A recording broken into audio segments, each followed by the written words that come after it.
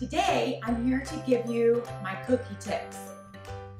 I told you about this in my Bosch vs. KitchenAid comparison mixer video, but in case you didn't watch that one, I'll go over it. I always keep a whole bunch of cookies, well, I try to, stored in my freezer so that we can bake one tray at a time whenever we want, which is at least once a week, if not more. My teenage son has cookies, homemade cookies for his snack almost every day after school. It's a bad habit which I started years and years ago, and he does not want to give it up. Anyway, so I make up big batches of cookies in my Bosch mixer, which I talked about in that video. And before I got my Bosch, I used my KitchenAid, but I could only do one batch at a time.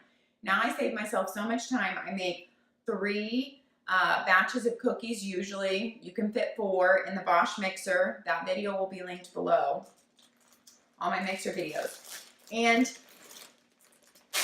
then what I do right now, I have chocolate chip snickerdoodles, chocolate chip being his very, very favorite. And we have some Levain copycat, huge cookies from like Levain Bakery in New York. That's what I have in my freezer right now. I pulled out to show you. I use my OXO scoop, which I should have ground out for you guys. I use my OXO cookie scoop, which, oh, I love. I have the medium and the small size.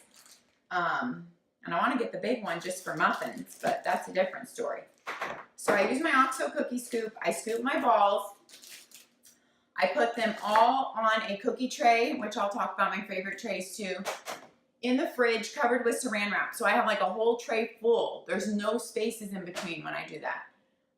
On a piece of parchment paper, which I'll talk about in a minute. And I put saran wrap over it. That's right after I make them. So I put them in the fridge like that to harden up so they're easier to put in baggies without getting dough everywhere. When they're hardened after a couple hours, then I stick them in baggies in groups of 12. I label the baggie as to what chocolate chip cookies they are. Our favorite chocolate chip cookies, after years of testing, his favorites at least, are Savory Sweet Lifes. You can Google that, per chocolate chip cookie recipe. I always bake mine at convection. They bake better. I bake hers at 335 on convection for 10 to 11 minutes. I put the date, I put them in the freezer. So when I want to bake them some cookies, I can do it straight from the freezer and just add about 1 minute to 2 minutes onto the time, watch them. But most time I remember, and I take the bag from the freezer, I stick it in the fridge the day that I want to make them. Once it's been in the fridge a couple hours, I bake it from there. I just put them on my cookie tray, and I always put flaked sea salt on the top of almost all my cookies. Not snickerdoodles, but chocolate chip, oatmeal chocolate chip, the Levain cookies, peanut butter cookies. We always put flaked sea salt on the top. Right now I've been using 5 Mary's Farm sea salt that my sister brought me back when she went to a homeschool conference and they were a vendor there. 5 Mary's is on Instagram. Love them. Anyway, so flaked sea salt makes a huge difference. So then I just bake them one tray at a time, and there's always cookies to pull out in the freezer if I keep it stocked. I don't keep it stocked all summer, but at the end of the summer I actually try to restock it for the school year and get way ahead because I don't like to bake a lot in the summer. So I try to just do all the dough mixing in the summer and store it. My problem is I don't have a second freezer, so I can only store so much. But then I take my quart size Ziploc, so I put 12 cookies in a quart. Cookies of this size at least need a quart. And then I put them in a gallon bag too because I just feel like it's extra freshness from getting freezer smells on them. So I put 2 quart baggies of cookies in a gallon baggie in my freezer, and I reuse the outside gallon baggies for more cookies. So, and that is how I store my cookies. Like these are snickerdoodles. I roll them in the cinnamon and sugar before I freeze them, and I do the same thing. Like I said, I fill up a whole tray. I put saran wrap over it. I put it in the fridge to get them cold and hard before I bag them. 12 of these, you only need a sandwich baggie because we make our snickerdoodles smaller and we roll them by hand. So there's like 4 sandwich baggies of snickerdoodles inside this 1 gallon bag. And then if you have not heard of Levain Bakery in New York City, I have never been to New York, but my sister, Molly Elmer from Stream of Freedom has, and she brought me back. some Levain cookies on her trip in her freezer of her RV. She's such a great sister. She brought them all the way back to me. Actually, no, I think that time they weren't in the RV. She was on a plane on a girls' trip. So she brought them on a plane back for me. Anyway, we are treat fanatics. You cannot tell us, oh, there's no way you can bring that treat back. Yes, there's always a way. There's always a way. Anyway, these are Levain copycat cookies. A Bountiful Kitchen has a really good recipe for them, and Modern Honey. They're very similar recipes. They both have Levain copycat cookie. These are Modern Honeys, but you can check out both of those. Oh my goodness, and these turn out amazing at home if you follow the recipe exactly. You have to put the walnuts in them though. If you don't like walnuts, then it's not the same. But Levain doesn't just make a chocolate chip walnut. They make a chocolate one, a chocolate peanut butter one. Anyway, but their chocolate chip walnut was my favorite. My sister brought me back all of them to try. So those are the cookies I have in my freezer right now. So then if you need to just bake up one cookie, you can. If you just want to bake up 6, you can. Okay, these are my favorite cookie baking things, and they last in the freezer for a long time. We've never had any go bad because we eat them up like way before even 6 months. But I imagine they would even be good up to a year. We've never had that problem of them lasting that long. Because I also bring dessert to my in-laws' Sunday dinners. And so I'm making desserts like all the time. And it's always helpful to be able to grab cookies if I don't have time or energy or whatever to make a dessert. I have tried different parchment from the store or Amazon. I've never found, after I tried like 2 kinds and I didn't like it, I stopped wasting my money. I love GYGI.com. They're a store based in Utah, a kitchen store. I love their parchment. So although I always have to pay like $10 shipping, I just order a lot at once. And I order their parchment and keep it stocked because it's the best parchment to me. You pull it out in a sheet and it is such good quality that I'm going to tell you something you might think is gross, but hopefully not. I reuse my cookie sheets several times of parchment. I'm a use it up, wear it out, make do or do without kind of gal. I think my grandmother would be very proud that I do this. Like look, this looks almost clean. It depends on what kind of cookies you bake on it.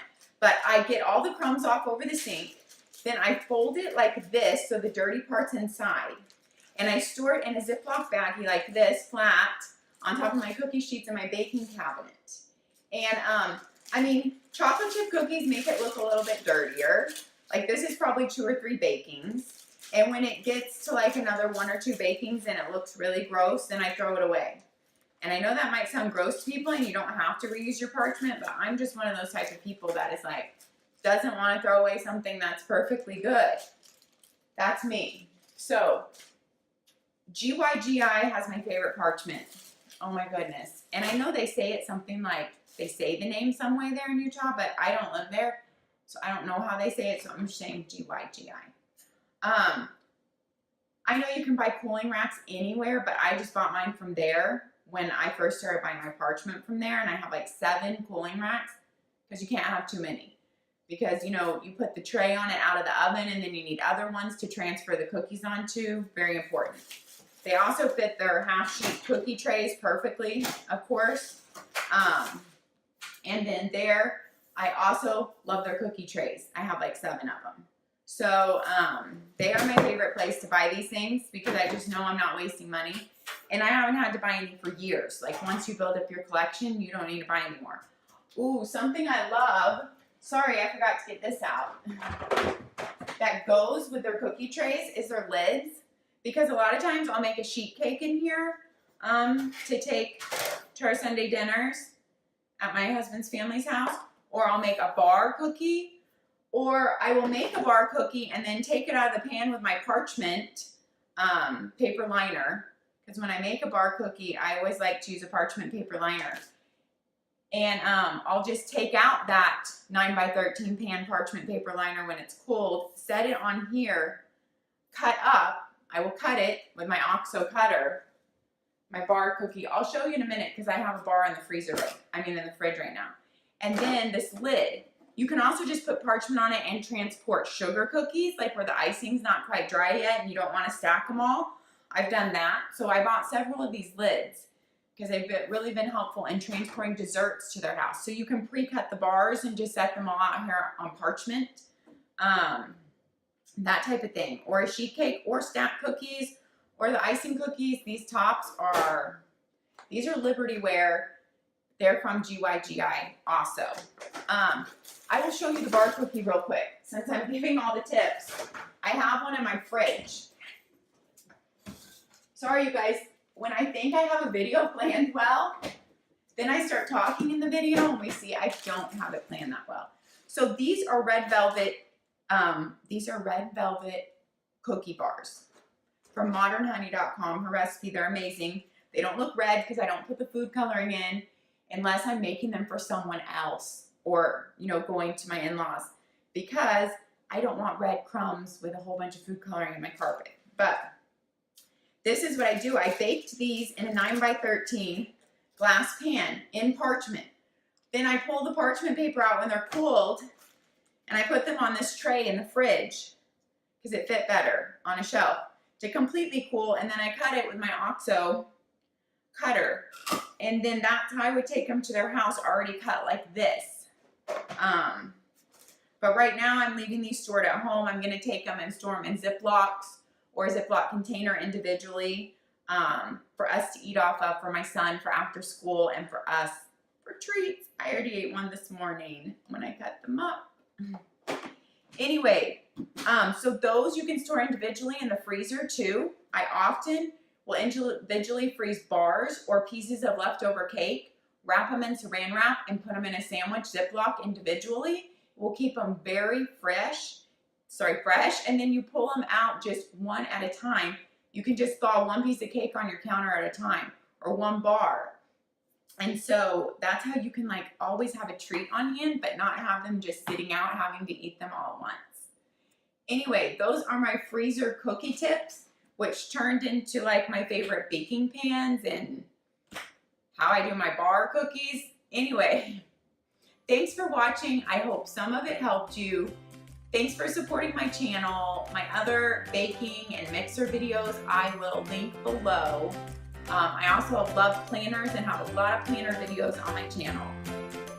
So that's it for today. Have a great day, and thanks for supporting and watching. Bye.